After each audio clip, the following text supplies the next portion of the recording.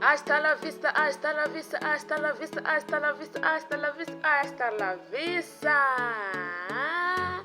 Welcome to my YouTube channel, Kelty TV Show. You subscribe, like, and comment. Kanda comment, na like, na subscribe, tujye duhura umunsi ku munsi.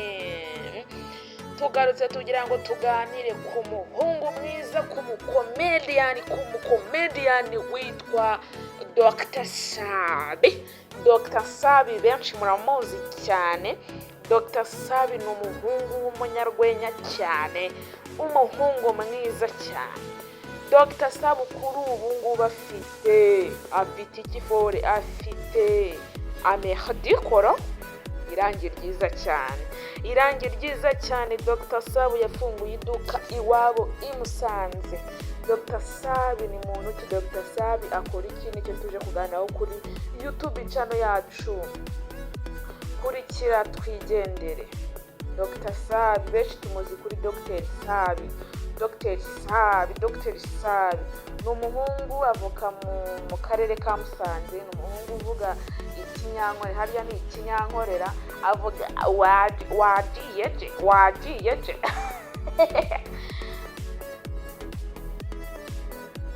Dr. Sabi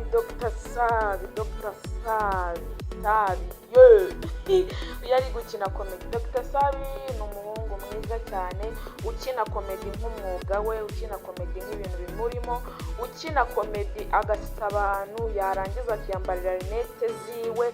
Rinete ziba zigarukira ku mazuru ni haba yazigejeje. Dr. Sabi ni umuhungu ufite ubwenge buhanitse. Kuri ubu ngubu yifitiye iduka ryiwe i Musanze iwabo. Yifitiye iduka ryiwe ryitwa Amedikolo Sabi Collection. Kuri ubu ngubu yaravuze ngo njyewe umwuga wanjye wo gusetsa abantu comedian ntabwo nawupfusha ubusa, reka ngende iwacu kavukire mpashyire ikirangantego cyanjye. Abantu bose banyura mu mujyi wa Kigali baza bareba ibirangantego byanjye biba biri ahantu hagiye hatandukanye, reka nanjye nkora icyanjye bajye baza bandebereho. Kuri ubu urwego Dr. Sabi agezeho ni urwego rushimishije, ariko ntiwapfa kubimenya, ntabwo wapfa kubimenya. Dr. Sabi yambara rinete ziwe n'ingofero n'ikote na karuvati, rero yarangiza agasetsa abantu. Dr. Sabi kuri ubu urwego agezeho ni urwego rushimishije cyane. Akura mu gusetsa, afite ibyiza byiwe byinshi cyane. Urumva yuko ari urwego ruzima agezeho cyane, rushimishira buri wese cyane, ubikurikira akabireba, bishimishira buri wese wamubyaye, yarangiza akavuga ati Dr. Sabi uduhesheje ishema ryiza cyane. Kuri ubu ngubu afite ibyiza yagezeho abikesha komedi. Dr. Sabi tumuzi yuko akinana na ba Kiramani, na ba Nyambo Jessica, na ba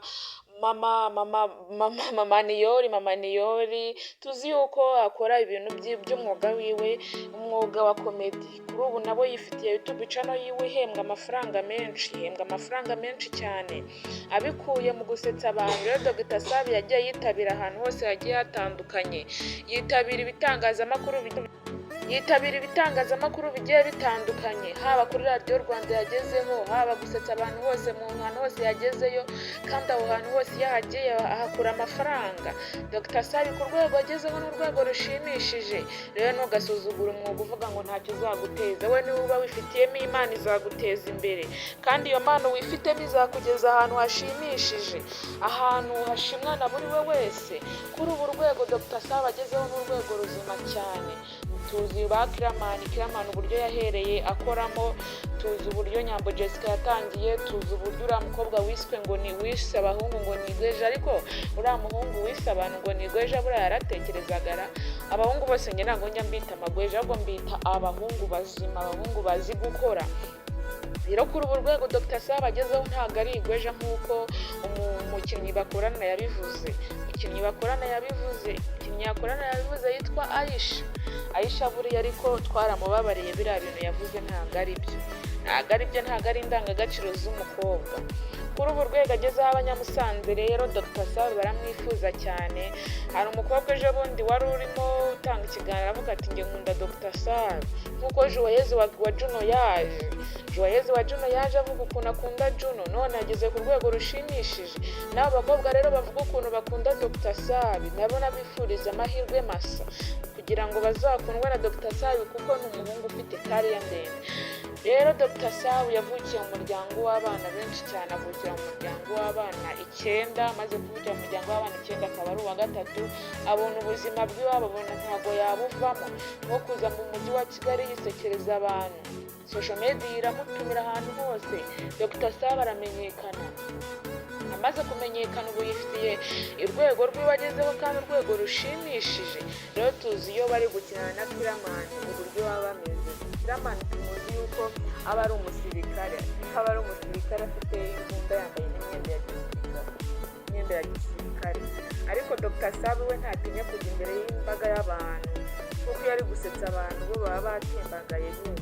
Yari kujya imbere y'abantu arabasetsa. Abo bantu muri kubona bose reba ukuntu baba buzuye n'abanyamakuru bo kuri radiyo Rwanda turi kubabonamo. Harimo Kwizigira, harimo Bamenya, harimo Rigani cyane aramukunda cyane. Rigani akunda gukurikirana na social media. Harimo Patrick, harimo abantu benshi b'inzenya zigiye zitandukanye. Rero baba basetse bumva. Akunda kumenyekana ahantu kwa Fireman ndetse no kuri James Comedy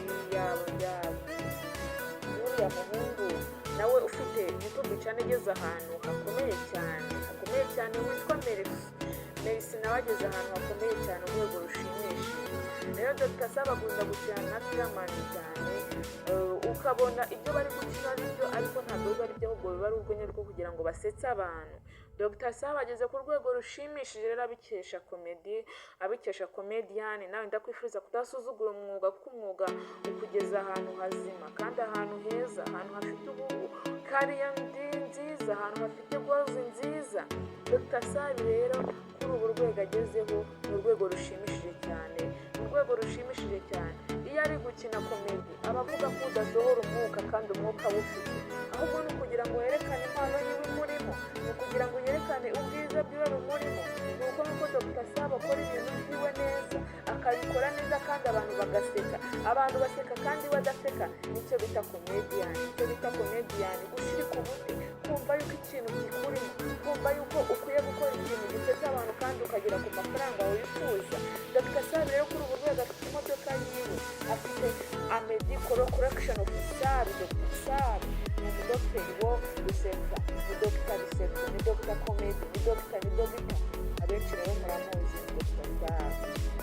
Dr Sabe ni umuhungu wize kaminuza, yiga hano i Kigali kuri YouTube, yiga tourism mu bukerarugendo. So birajyanye n'ibyo abanyuze muri kaminuza yiga, ni ibintu bijyanye hakaza abazungu akabasetsa akibonera amafaranga. Rero iyo bamutumiye ahantu hose agenda bya bitenge biba bifite. Yigira nk'ikigoryi ariko si ikigoryi ahubwo ni umuntu w'umugabo. Yigira nk'ikigoryi aho yari ari kuri radiyo Rwanda aho baramutumira akajyayo akabisekereza. Bari mu rubuga rw'imyidagaduro nibo bakunda kumutumira cyane kuri radiyo Rwanda. Nta hantu na hamwe batamutumira, ariko abivangamo no gusenga, arasenga. Uyu Dr Sabe muri kubona ahangaha arasenga, afite impano yo gusenga. Ejo bundi nari ndimo ndeba hari akaririmbo basohoye n'umuntu Dr Sabe kagize views nyinshi cyane ari kuririmba. Rero ntacyo wakora utabanje gusenga, kuko gusenga buriya byongera iminsi yo kubaho, gusenga byongera umuvuduko w'amaraso kugira ngo amaraso akore neza. Rero Dr Sabe byose ntabwo bimuca intege, aremera agasenga ikintu agiye gusetsaho abantu, yarangiza kugisengera kikagenda kikamujya mu mutima we, akavuga ati ngiye gusetsa ariko ntabanje no gusenga. Rero ntacyo wageraho utabanje gusenga. Gusenga ni intwaro y'ubuzima, gusenga ni ubumenyi bwiza mu muryango nyarwanda.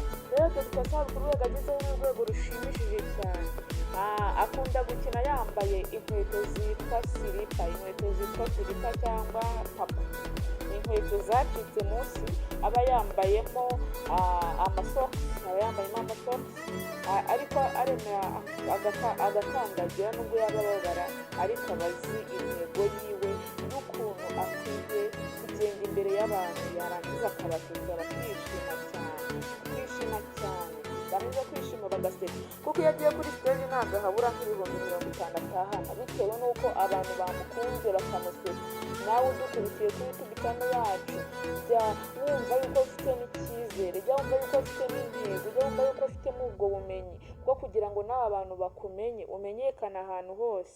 Numara kumenyekana ibintu byose bizagenda neza, ukegera nk'abantu bagenzi bawe ukavuga ngo ndashaka kugera ku kintu, ntabwo bazabikwangira, bazabikwemera kugira ngo impano yawe izamuke. Hari amahirwe tudakwiye gupfusha ubusa, nubwo byagenda gute. Twari dukwiye gupfusha gukora kugira ngo amahirwe tubonye tutayapfusha ubusa. Dr. Sabe yahereye aheka igikapu, kuri ubu rwego agezeho igikapu aremera akagiheka bitewe n'icyo ashaka, aremera akagiheka ariko agasetsa abantu. Ndakwifuriza kugira ngo nawe umere nka Dr. Sabe, ndakwifuriza amahoro, amafaranga kugira ngo uyabone, ndakwifuriza ubuzima buzima, ndakwifuriza kubaho nka Dr. Sabe, ndakwifuriza kugira intego nk'iza Dr. Sabe, ndakwifuriza kugira amarangamutima nk'aya Dr. Sabe. Dr. Sabe agenda muri quartier yenda yaba hari abantu bafite ubuzima butameze neza, akagenda akabafasha, akagenda akabagurira imyenda, akagenda akabagurira izo nkweto zo kogeramo, akagenda akabagurira ibyo barya, akagenda akabagurira imyambaro, akagenda akabagurira ibyo bakwiye kurya, bitewe n'umutima yifitemo, no gusenga kwiwe arabifatanya. Yarangiza kubifatanya akavuga ngo njyewe icyo nshaka ni iki ngiki, ariko icyo ashaka n'ubundi akigeraho ntabwo ajya acibwa intege n'abantu. Rero we na Donna Kiramani bakunda kwambara ingofero zisa, izi ngofero ni iz'abantu babandi bari bameze nk'abari kugambanira Yesu ku musaraba, ariko bo baremera bagakora ikibarimo, umwuga ubarimo, bakemera bakawukora, bakemera bagasetsa abantu, imbeho ikabatunda, bakambara kositimu, bakigira abasaza, bakigira ibigoryi, ariko si ibigoryi, ahubwo ni ikintu kiba kibarimo, kigomba kubafata neza kugira ngo bagere ku ntego zabo. Rero ndabakunda cyane kandi ndabazirikana. Icyo udakwiye gukora ni kudacika ibiganiro byanjye byose tuzajya tugenda tugana umunsi ku munsi, ko bizagenda bwira ibiganiro byacu, YouTube channel yacu ikagera kure. Ubwiza nyaburanga bwose tugomba kububazana, tukabasesenguriraho ibinyamakuru bigiye bitandukanye byose tuba tugenda tubana. Niyo bw'icyo tudakwiye gukora, dukurikirana umunsi uko wise uko ukeye, ni ukuri Imana izabaha amafaranga. Ndabakunda cyane. Wari kumwe na Irajoy TV show. Ndabakunda cyane. Ni umukobwa udasigana, umukobwa ushaka kugira ku cyo azageraho. Imana ibahe umugisha. Hasta la vista.